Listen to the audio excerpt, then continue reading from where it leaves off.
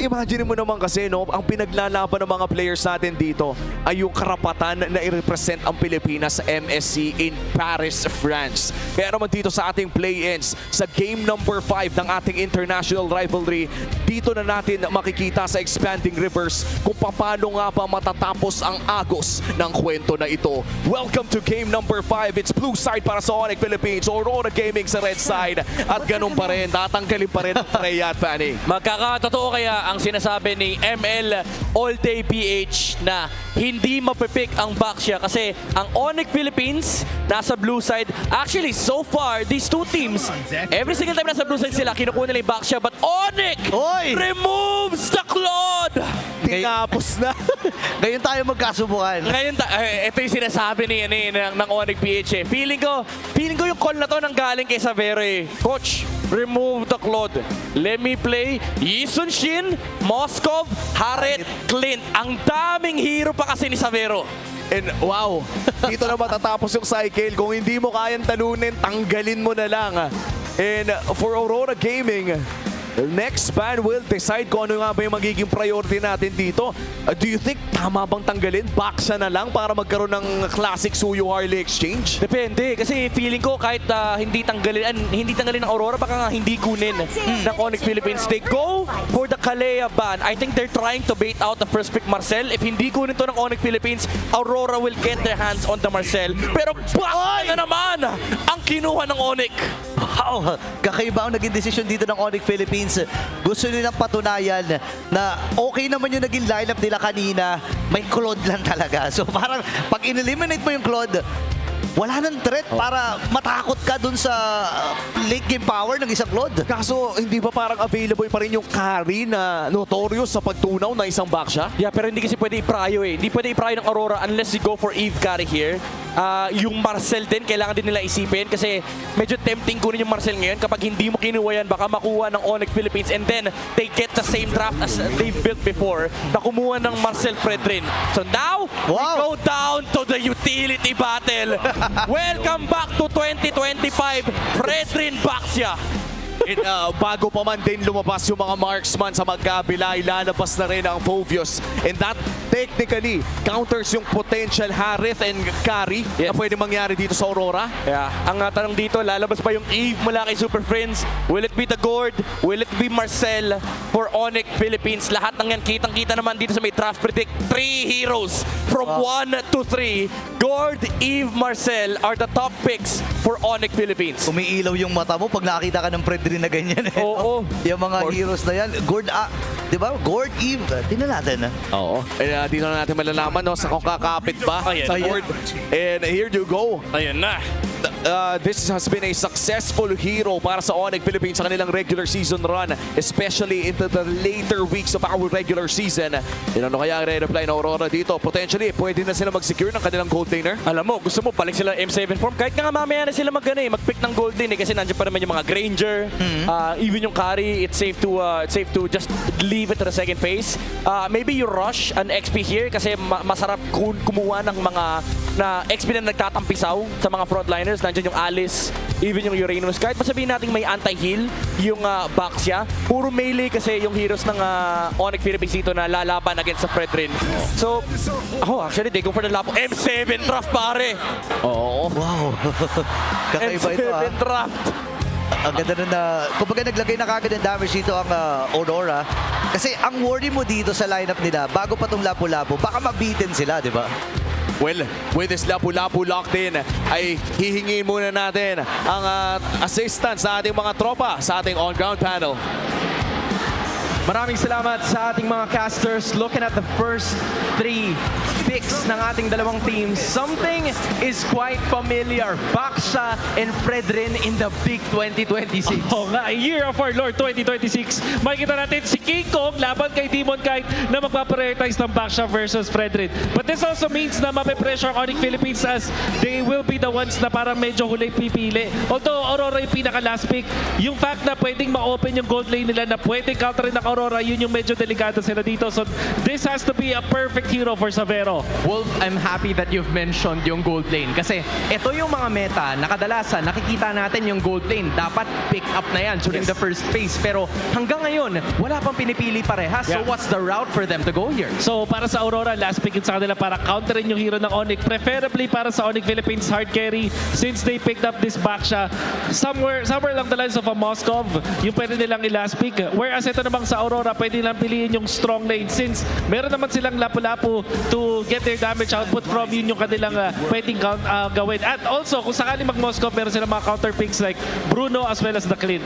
And not only the gold lane, kasi parehas na parehas yung kakulangan nila in terms of roles. Yeah. Even the roam Roam. is also missing. So in terms of that, Yeah. what's the options here para sa dalawang teams? Ito yung gusto ko makita yung Atlas para sa Onyx Philippines. Alam ko merong Valentina dun sa kabila pero feeling ko, I just feel it. Well, sa game number 5 elimination match, ilalabas ni Brusco yung kanyang Atlas or that classic Tigril. Hindi ko alam. Pero syempre mas preferable yung Atlas dun sa scenario na yun. Right, and in this game number 5, ano ba yung hati mo between using a pocket pick or using something that you're best? This is prime time already that we're talking about. Since play-ins tas elimination, ilabas nyo na yan. Huwag nyo na itago.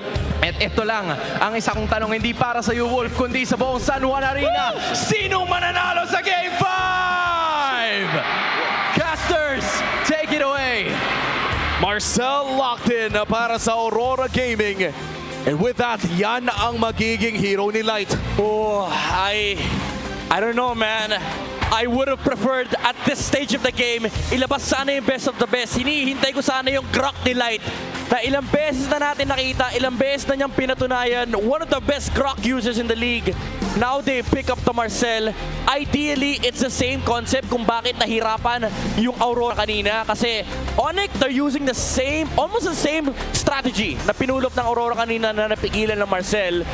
But in this game, they don't have the combo. Sorry. Oh my Oy. lord, Hylos. Run and gun strategy from Onyx Philippines. Grabe yung protection nila kay Super Friends. And I don't think anybody can survive yung shred na nanggagaling sa Gord Carry. Yeah, I think it boils down to the Granger maybe for Aurora. There you go, M7 draft from the Northern Lights. Palitan mo lang yung Marcel. Man, nag-rely na lang dito ang Aurora Gaming sa kung ano man yung mga gumagana sa kanila. Sabi nyo kasi ibalik kung ano man yung napapagana nila. Hindi balik natin yung M7 lineup. Well, it all boils down to this game number 5. Ang regular season para sa Onyx Philippines ay naging kanais-nais. Nakita natin ang mga resulta bagamat hindi nakaabot ng upper bracket. Kaya umabot tayo sa punto kung saan kailangan nilang labanan sa play-ins ang Aurora Gaming Philippines. Meanwhile, para sa Aurora, naging pangit ang kanilang regular season, barely clinching into the playoffs. But right now, may chance sila na magpatuloy. Isang panalo ang kanilang kailangan para magkaroon ng pangalawang buhay sa ating playoffs ng Season 17.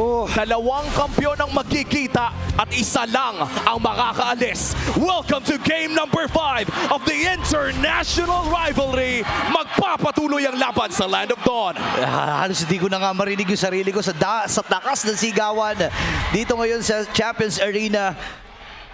Nilabas na lahat ng mga pamato nila dito. Oo, matindi to, men. Kailangan talaga na ilabas lahat ng pamato. M6 versus M7. After nito versus M5 World Champion naman yung next round. So, kailangan talaga ilabas ng Onyx at ang lahat from the side of Aurora kung ano man yung tinago nila. Sabi nga ni Wolf, lahat ng pocket picks, labas nyo na.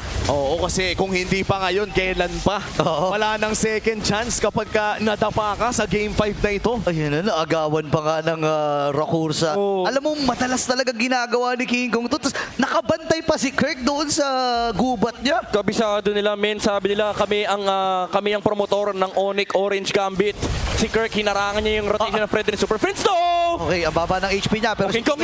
nagugulong-gulong. Si Uwe kanyang napuntahan. Pero hindi na muna lalaban dito ang Onyx PH dahil wala nga yung presensya ni Brusco at ni Super Friends. Pero si Light, umaamba-amba. Masyado kang matapang dyan, pre, pag nilapitan mo yan. Oo. Pero nadali naman nila kahit paano yung Baksha sa Onyx Philippines. Wala pa naman masyado nangyayari dito sa mid lane. Although na wala lang ng flicker dito si Light. Alam mo, sa totoo lang, sobrang crucial pickup nitong Marcel. They have to make this work. May kopya naman sila nung Mystic Gush mula dito kay Super Friends. Essentially, Gord Marcel din yan hawak ng Aurora. Tapos may kakombo pa ng Fredrin. Okay, lalapit si Demon Kite dito at tatama yung kanyang tot. Pero si Brusco kasi yan, napakakunat. 7 seconds para dun sa Pagong at si King Kong ay nagpapa-level 4 pa hanggang ngayon. Nako, pwedeng maagawan to kung sakaling matimingan nila. Ang tanong ay re-retry ba? Mukhang makakapag-4 pa rin naman pero si Demon Kite na makakuha nito. Oo, gugulong-gulong si King Kong. Naghahanap siya kung sino man ang kanyang babanggain. Si Kirk naman din ay nakaantabay lang. And si Brusco, sabay si Yue, hawak niya yung Mystic Gush. Papasok na rin si Edward. Oh! Nagamit na ni Yue kanyang Mystic Gush. Kaya lang parang nagpatan dito si Edward. Nagamit na rin yung Revitalize. Siligtas si King Kong. Ganun din naman si Brusco. Retrian. Wow! Pero si DK ang magwawagi at ang Aurora ay atras na. At ito talaga yung utility battle eh. Kapag na-retry na yung objective, iskapo na agad. Light! Anong out? Walang out dito pero bumabaril pa si DK.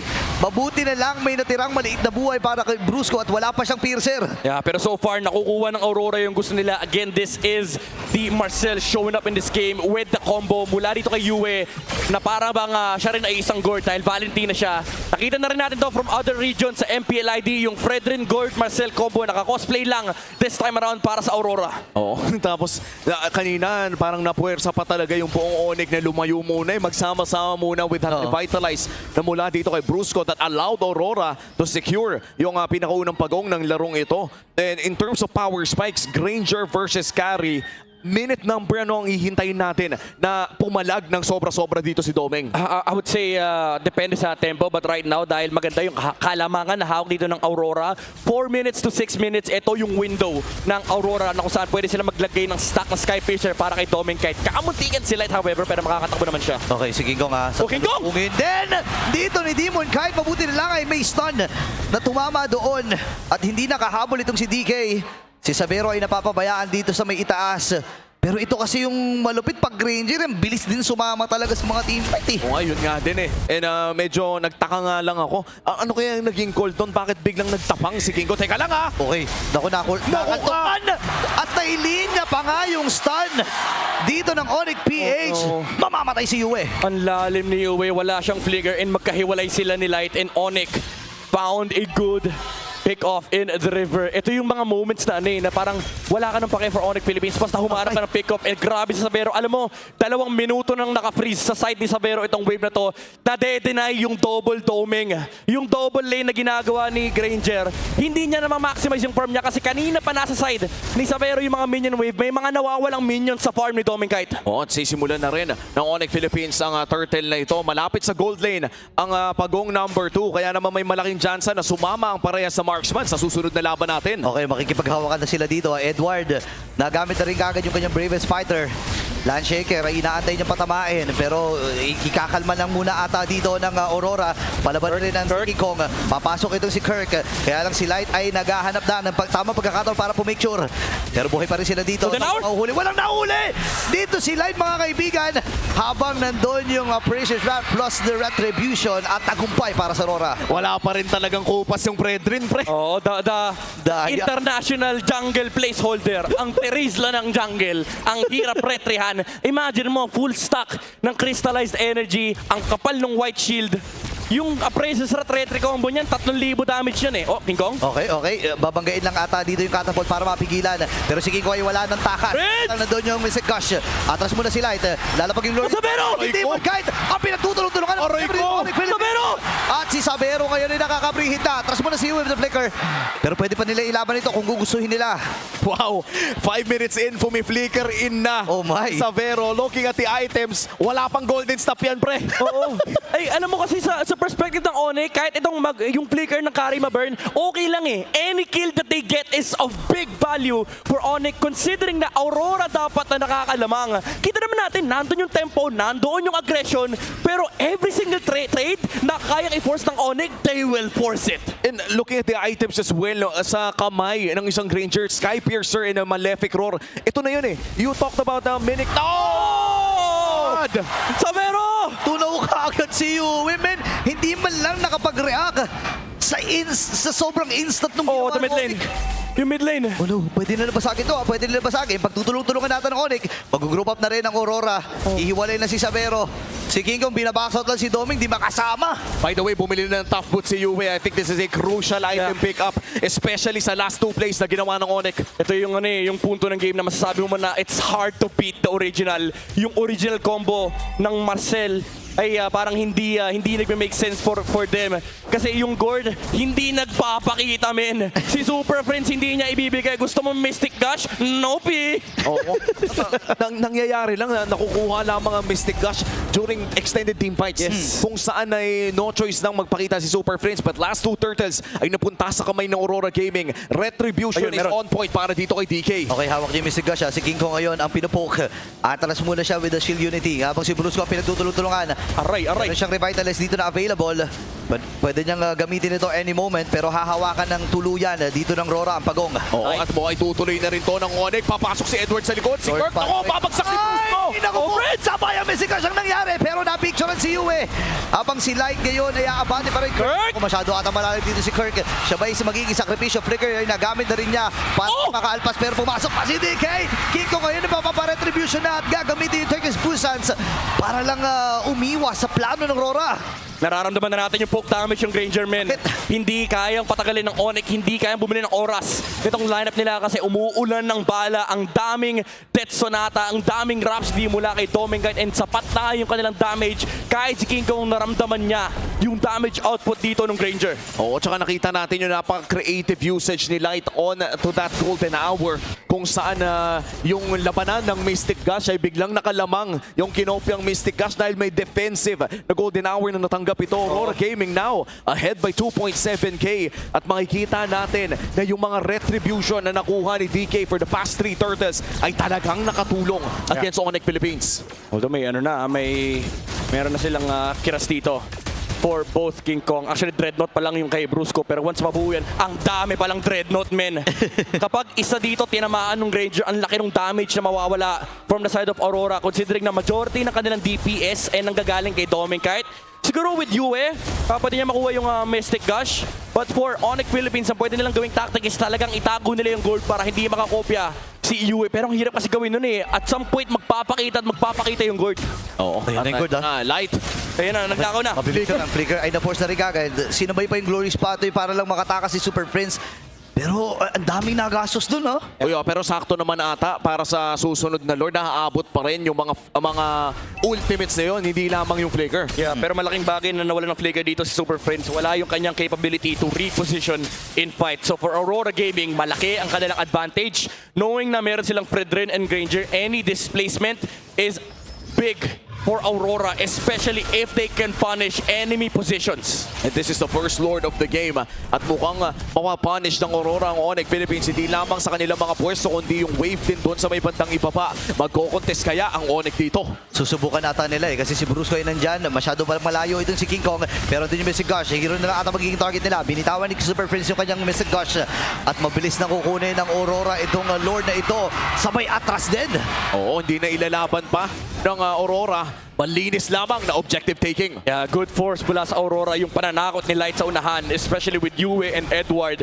Nahihirapan yung Onyx Philippines na umabante kasi naka-rely sila doon sa pag-engage ng Glory's Pathway mula dito kay Brusco, pero maiiwan kasi si Super Friends sa likuran. So hindi sila ganun ka-confident humarap, lalo pat kailangan din nilang dalhin yung carry para makahanap sila ng teamfight. Pero again, umuulan ng bala mula kay Dominguez. King Kong.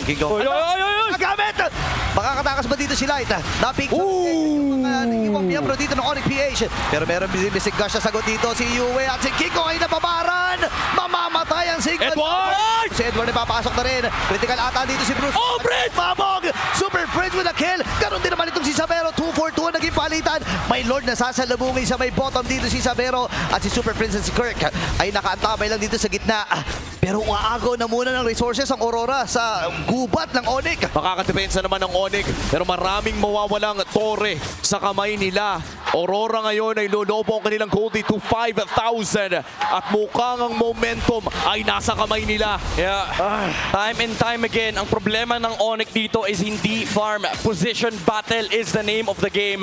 Aurora, even though sabihin na natin medyo sumobra si Edward doon sa pwesto na yun, nakahanap ng equalizer si Super Friends. The next team fight, it is still gonna be the same thing. Light moving forward. Yung box ng Aurora, lumalaki at lumalaki lang. And ang hirap din for Onyx Philippines to actually fish out a target kasi ang dami nilang iisipin. May Edward na tatalon, yung Golden Hour reset, tapos meron ka pang Mystic Dash mula kay Yue. Oo, tapos nakita na rin natin in action yung Golden Hour reset na yon.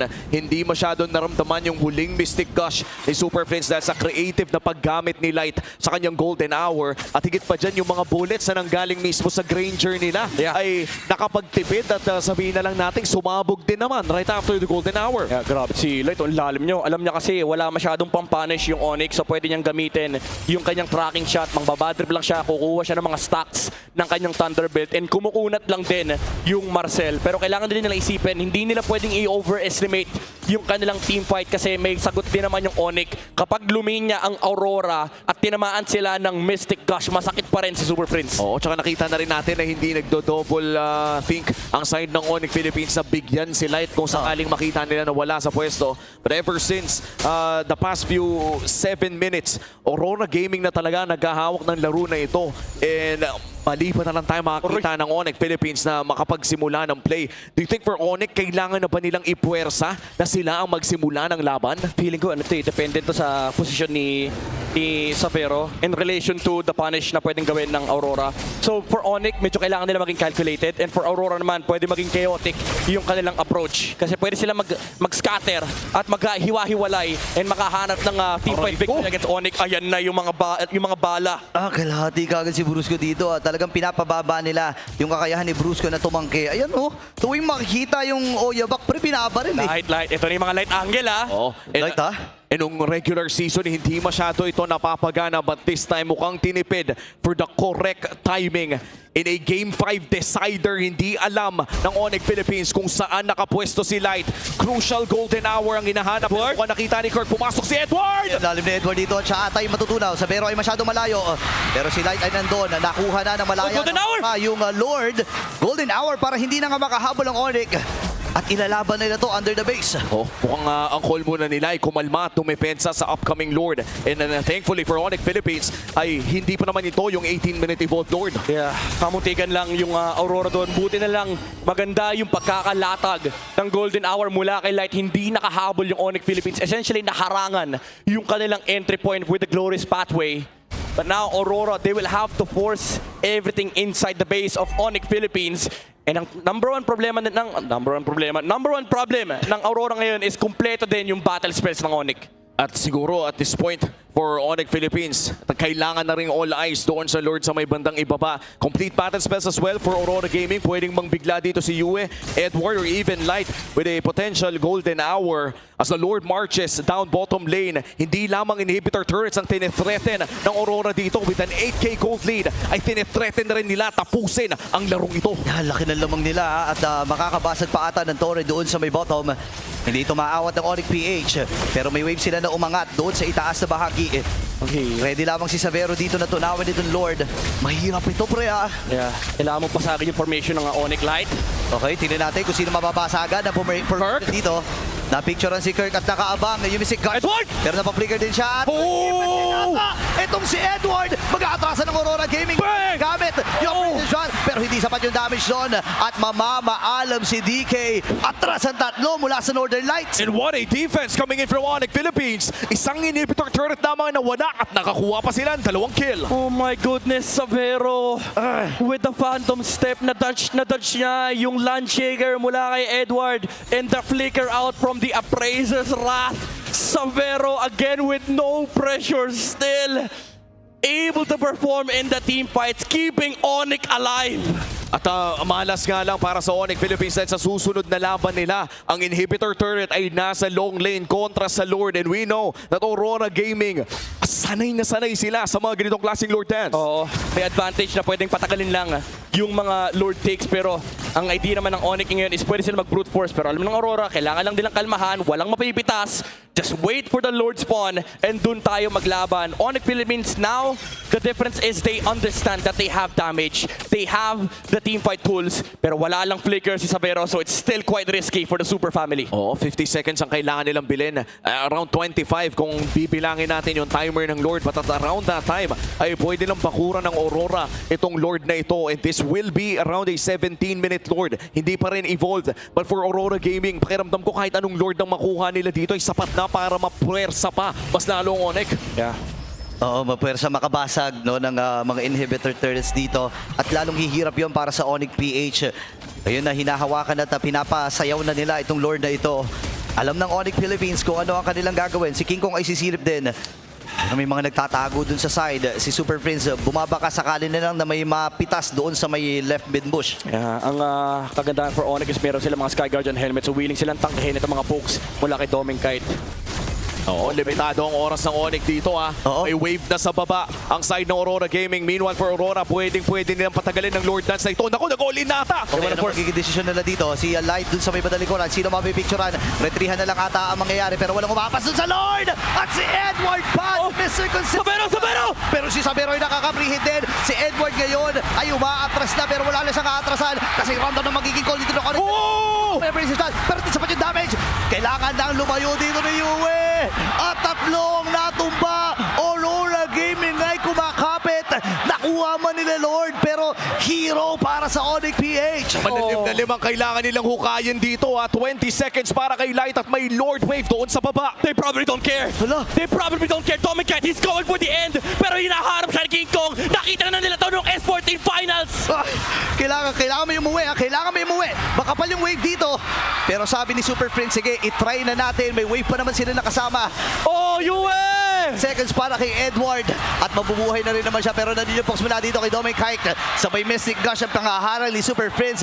Luckily enough para sa Aurora, walang nabasag na base turret sa kanila. Oh, pero mukhang hahanapin ni Light si Savero. And I think both teams ay kakalma na muna. Super fans, are you not entertained? Nandito na tayo sa 18-minute mark kung saan kamuntikan pang makabalik ang Onyx Philippines. After Edward securing this Lord, mapapanood natin ito sa replay. Dikit na dikit ang ating international rivalry finale. Look at Savero's positioning in the midst of this fight. Ang hirap niyang hulihin. Hindi siya mahanap ng Aurora and Kirk giving that big opening for Onyx Philippines. Aurora, this next Lord, they still have an advantage. Hawak pa rin nila yung kalamangan sa opposite lane, but now the pressure is cooking. Onyx Philippines has a full stack, full item carry. At hindi lang yun, may battle spell pa na available sa susunod na Lord which could be the most critical battle spell para sa Onyx Philippines. At para naman sa Aurora Gaming, kompletos recados din sila sa susunod na Lord fight. I think Midnight, in agreement tayo na ang susunod na Lord fight ang siyang magdidikta kung sino nga ba ang magpapatuloy sa susunod na kabanata ng ating playoffs. I think for Aurora, somebody has to suicide for the carry.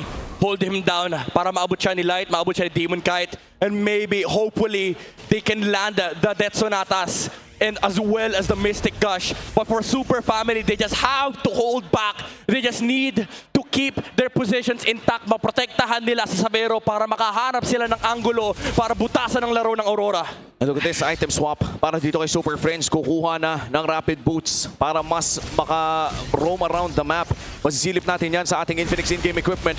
Wala pa namang binabalak na masama ang Aurora Gaming dito. 15 seconds bago lumabas ang pang-apat na Lord ng larong ito. So far, 3 Turtles, 3 Lords, lahat ay napunta sa kamay ng Aurora Gaming at wala pa nakukuhang malaking objektiba ang Onyx Philippines. Pero katulad na lamang ng pinag-uusapan natin all the way back, ay kung sino man makakuha ng huling Lord ang siyang mananalo. Inuunahan nila sa Lord Pryo, pinatunog. Alam ng Aurora, nakita nila yung mga bula. Pero hawak pa rin ng Onyx yung ibaba. Kaso may tutulak lang ng wave. So Aurora might be able to capitalize on this window.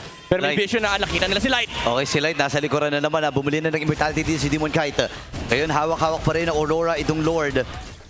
Winter Crown para kay Yue para makasurvive if in case na magkaipitan. Pero hatakan lang ito, lumalamang talaga yung Oh my baba at God. kailangan may mag-react. Oo, sinasayaw na ng Aurora Gaming, dinadaan na sa macro. Again, ang nakasalalay po dito ay playoffs light, no second chances para sa Aurora and Onyx na naglalaro ngayon sa play-ins.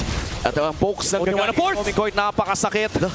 Hinahawakan ni King Kong at ni Savero. Here comes the light angle. Kunsil nagamit Sino ang kanya pipicturan? Huli yung dalawa. Savero ay nalapitan pero napicturan nga rin. Naku, hindi napagana yung missing guardian. May ipit ako yung Savero! Nagamit niya yung Wind of Nature. Savero! Kabridge siya! Yue dito, yung maatras. Nagamit na rin yung Winter Kangin. Mga kapatid si Yue. Same with Demon Kind. Atras na rin si Edward with the flicker. Pero nag-aabot. Oh! Family! Edward is down. Doming Kite na lang ang natitira. At si King Kong, the Beast, hinahanap si Domeng Kite. Ay! Apat para sa Super Family. Tatapusin na ng Onyx Philippines ang paghahari ng M7 World Champs at sila ang tatawid sa next round. Onyx Philippines, super family, super protection, forcing the last clash into a position battle, and they take it against the Northern Lights.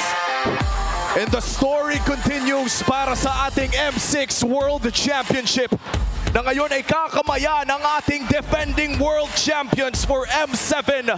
Dalawang kampyon, isa ang magpapatuloy at ang sagot sa isa ay ang 5 ng Onyx Philippines.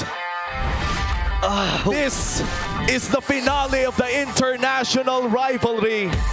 And the finale is Onyx Philippines moving on to face the former M5 World Champions of Team Falcons. At sa ngayon na matatapos na ang kwento para sa Aurora Gaming Philippines, ito na ata yung pinakamalaking window na kailangan sumuporta ng Roras para sa kanila. Yeah, napakahirap ng kanilang pinagdaanan from regular season. Sila ay napunta sa 6th seed. Ang daming struggle. Napakita nila dito sa playoffs na marami silang binago. Maraming mga changes talaga doon sa kanilang approach, sa playstyle at iba pa. Pero hindi ito naging sapat para talunin ng Onyx PH. And this is one of the most heaviest matches na mapapanood natin sa playoffs. Simula pa lamang ay nagtapat na agad ang dalawang former world champions, isa reigning and defending pa. Kaya naman sa ngayon, ay hindi na natin papatagalin pa. Kakausapin natin ang reigning defending world champions sa ating main stage. MPL Superfans, right here with us is a team who showed so much dedication throughout Season 17. This is a team that poured their heart up to the last game of the season. Champions Arena, for the last time this season, please dedicate a warm round of applause to Aurora Gaming Philippines. You know, Odin, hindi lang Aurora ang pumapalakpak para sa kanila, pati yung Onyx, you can feel it. Talagang ipinakita kasi ng team na to, yung puso, yung dedication. Now, the captain of the ship, coach, master of the basics, hanggang dulo, lumaban kayo. Just how proud of you for your team sa pinakita nila na hanggang dulo binigay nyo pa rin yung puso nyo. Sobrang proud ako kasi kahit hindi talaga maganda yung naging regular season namin, nagpakita naman ng maganda yung players. At I think natawa naman siguro lahat, nabigay namin lahat. Thank you so much, Coach. We appreciate all your efforts as well as your whole team. And with me is Edward. Edward, nakasama ka namin sa napakaraming seasons in MPL Philippines. You're still here sa lahat ng championships, sa lahat ng laro na pinagdaanan mo. You're staying with the whole community, hindi lang sa Aurora, kundi pati na rin sa lahat ng teams na pinagdaanan mo. What do you want to say to all your supporters? Ayun.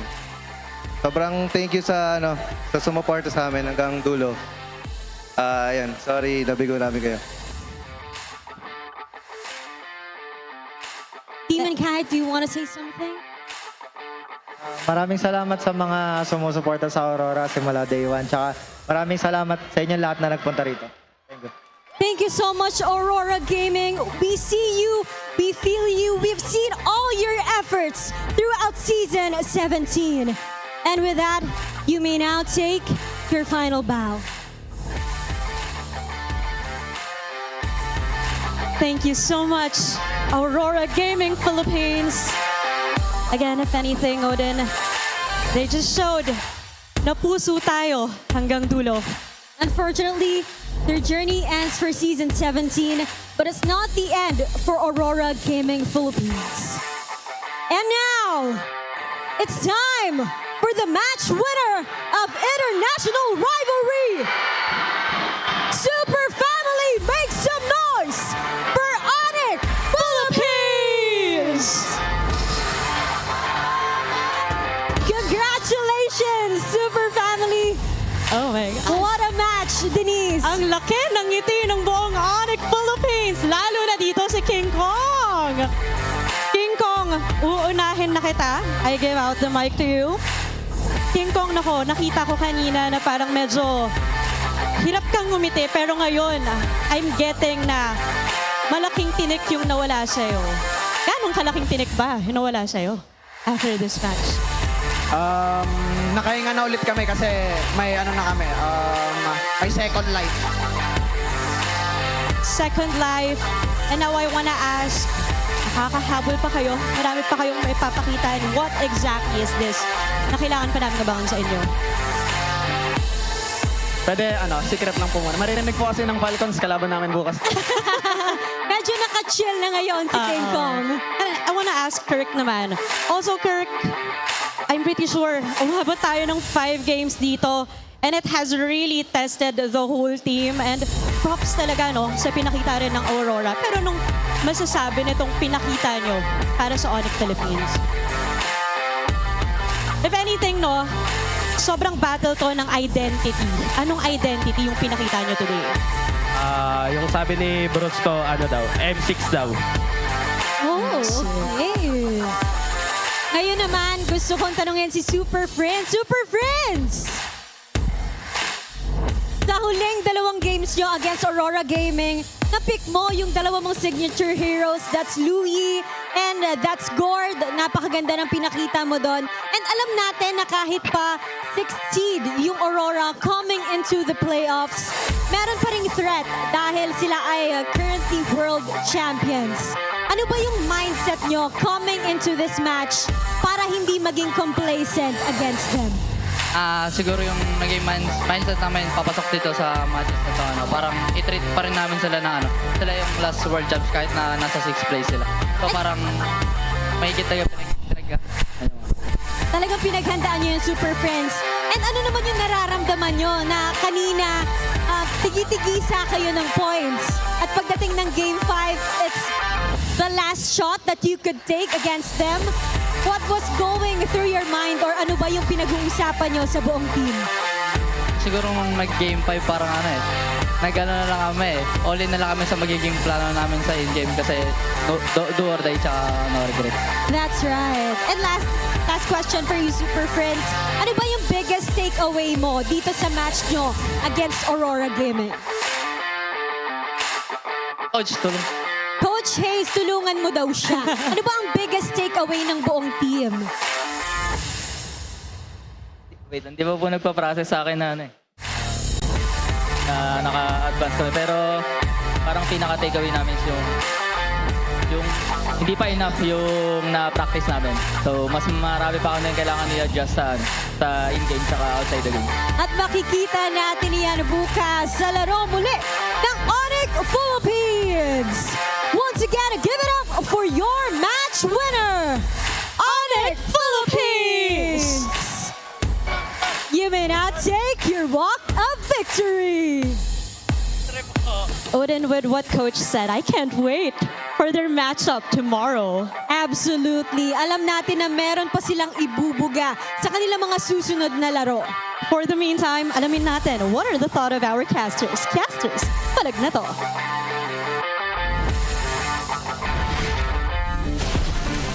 Maraming salamat sa ating mga hosts and congratulations muli sa Onyx Philippines for advancing to the next round of the playoffs. Kami pa rin inyong mga kasama, Umi Burrito and Midnight para i-dissect ang nangyari sa serie ngayon. Especially yung game number 5 na will go down in the history books, mga pare ko. That is probably one of the best finales na mapapanood natin at unang series pa lang sa playoffs. Alam mo, dito sa game na to, nangyari talaga dapat lahat na nangyari. And totoo yung hot take ko kanina. In a series between two Filipino world champions, the best performance came from an Indonesian. And ibang klase din kasi yung nakita natin nung team fight sa pinakadulon-dulo. So Vero on this carry, multiple times ay akala ko'y nahuli na siya ni Demon Kite who had great angles by the way on that red rin. Hindi ko alam paano nabubuhay Ano yung live steal in a dream? Yung, alam mo, sa totoo lang, nung nakita ko yung team fight, hindi ko na nga alam kung nag-wind of nature siya Ang nakita ko na lang, hindi siya nababawasan. So sabi ko, baka nag-wind of nature nga to. And ganun nga yung nangyari. Pre, alam mo yung sinasabi ng Onyx Philippines na parang di umalis yung gold standard, naiintindihan ko na Ang hirap patayin ni Savero kasi gets niya paano siya papatayin ng kalaban niya. Ito, yung positioning niya lang niya na dodge niya yung golden hour. After this fight, there were some moments for Aurora to actually, get a team fight advantage in this current game. Yung hinanap ni Light na angulo for this golden hour, pero tinangkin ni Savero, willing na willing siya paglabas niya ng golden hour na hindi nga nag-dash.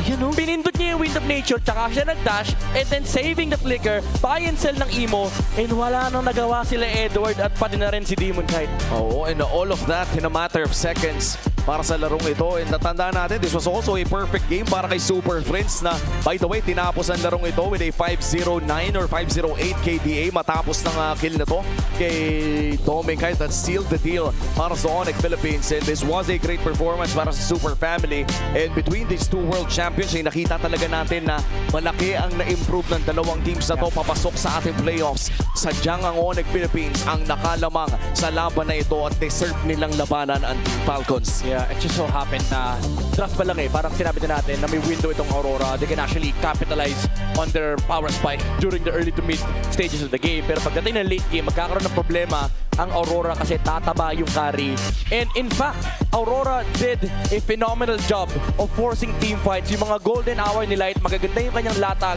Unfortunately, hindi siguro nila in-expect na yung huling golden hour tatangkihin ni Savero. Kasi after nun, parang kung ikaw si Aurora, magigets mo yung bigla Nung lumabas na yung golden hour, tapos hindi nag-dash yung carry, paano nga ba natin papatayin to? Oo. And to be fair, yung lifesteal kasi na lumabas after that Wind of Nature, close to unreal. Yes. Nag 0 to 100. Kumbaga kung kinalapit mo lang ng mas malakas, hindi na sana tatayo muli. Kaso wala At those split-second decisions, how do you even begin to think of numbers? Yeah. Diba parang yung mga ganitong klaseng matchup na sobrang gagaling ng mga players natin, ang hirap. Yeah, kaya ako nasabi talaga kanina na sobrang ganda ng naging performance niya kasi malaki to Yung alam niya paano siya papatayin at pinagpaplanuhan siya pero nakahanap siya ng solusyon. Ang solusyon is tapangan mo lang. Oo. And sometimes offense is the best defense. Yes. Kaya nga, kapag nilaban mo, kumbaga palag na to, yung pa ang magbibigay sa'yo ng panalo. And for Onyx Philippines securing this game, may huhukayin pa natin mas lalo kung ano yung mga kaganapan dito sa Game 5 kasama ang ating on-ground panel na si Hansen Wolf. What a match that was para umpisahan ang ating Season 17 playoffs. Your winners are Onyx Philippines. At ang kasama natin ay walang iba kundi sina Brusco and Savero. Guys, congratulations with that recent win. I think we've talked to you about that interview kasama nung ating mga hosts. Pero may ipapakita kami sa inyo this time. Or maybe just, mental check. Kasi kinukwentuhan mo ko kanina, Brusco, about that last clash na parang may mga nararamdaman ka, everything was so loud. What was going through your head during those last times? Nung last crash, parang expect talaga namin na, na susugurin nila si Savero, mag-all-in sila. Kaya ang call namin, kung sino yung papasok, yun na lang yung patay namin. Tapos sabi ni Savero, yung Valentina lang daw sa kanya, yung Valinda lang daw yung papatay sa kanya. So, zero ni Kirk yung Valen. So, walang damage kay Savero, kaya naka-fade siya. That was, again, really crucial when you think about it, right? Napaka-solid yung sinabi ni Brusco. Actually, i-play natin itong clip. I will play the clip for you. Can you tell us what you were thinking during these moments and how did you command your team to eventually win this?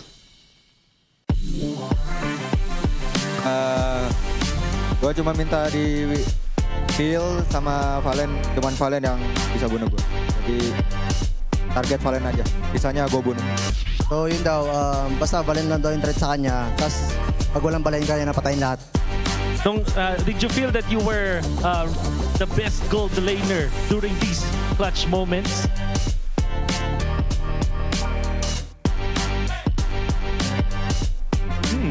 That's a very good question. Maybe. Maybe. Because the damage dealer is on lane.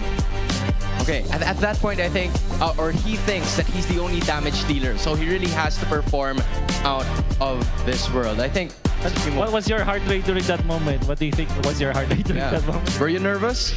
160 ay. 160 or 150. That's a lot. That's a lot when you think about it. Pero Brusco, heading forward into your next match, nabanggit na ni King Kong to, this is just very little preparation na kailangan yung gawin being at the play-ins. How are you gonna be looking forward to your next match? Siguro, tapos na ito, pahinga saglit, tapos review ng game ng Falcons, tapos mag-ano kami, kung ano yung draft namin bukas laban sa Falcons. And Savero, I don't know about you, but the Sonics right here were supporting you all throughout. Sobrang tindi. They were cheering for you upon that last clash. What is your message to all of them? Makasih buat yang dukung semua. Walaupun gamenya gak gampang, tapi kalian tetap dukung kita dan percaya sama gua. Makasih buat semuanya. Jangan lupa dukung buat next match juga. Maraming salamat daw po sa mga pumunta at sumuporta sa amin. At pasensya na rin daw kung di naging madali yung laban namin kasi sobrang lakas rin talaga ng Aurora. Sana patuloy niyo daw kami suportahan sa parating na laban namin bukas. Again, I'm sure they're all gonna be here, right? For tomorrow, and we are all looking forward to it para sa inyong mga susunod na laban. Muli, maraming salamat to Brusco and Severo. And that right there is Wolf. My name is Hans Galeria, but I think it is now time for us to take note of the Infinix Liquid Cooling Beast Mode Mic.